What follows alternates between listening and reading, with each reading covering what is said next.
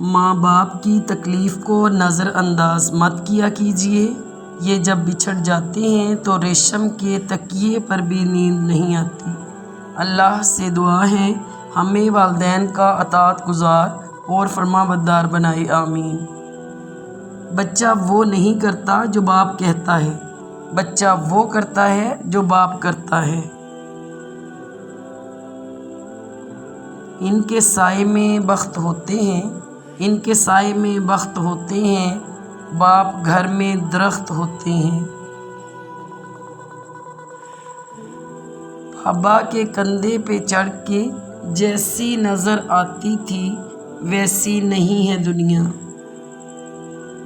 میاں بیوی کے رشتے میں اگر احساس نہ ہو تو وہ رشتہ ایک بوجھ اور کاغذی رشتہ بن کے رہ جاتا ہے۔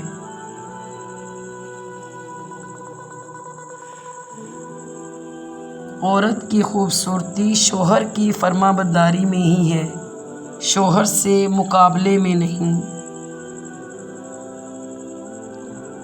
نبی کریم صلی اللہ علیہ وآلہ وسلم نے فرمایا، عورت اپنے شوہر کے گھر کی ذمہ دار ہے اور اس کے متعلق اس سے پوچھا جائے گا۔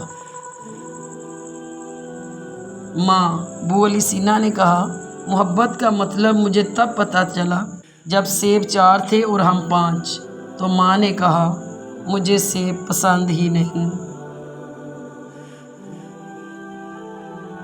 نصیب ہار جاتا ہے لیکن دعا ہمیشہ جیت جاتی ہے، بس یقین کے ساتھ اللہ سے مانگتے رہو، وہ رب تمہیں مایوس نہیں ہونے دے گا، انشاءاللہ۔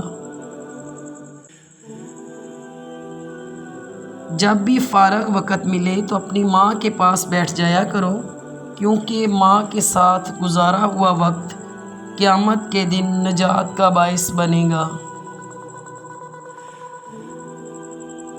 جب رسی سخت ہو جائے تو سمجھ جائیں کہ ٹوٹنے والی ہے، اسی طرح جب حالات سخت ہو جائیں تو جان لیجیے کہ آسانی آنے والی ہے۔ بے شک ہر مشکل کے بعد آسانی ہے۔ جب راستے اور رابطے اللہ سے جڑ جائیں تو پھر دل نہیں ٹوٹا کرتے۔ Thanks for watching, please subscribe my channel. اللہ حافظ۔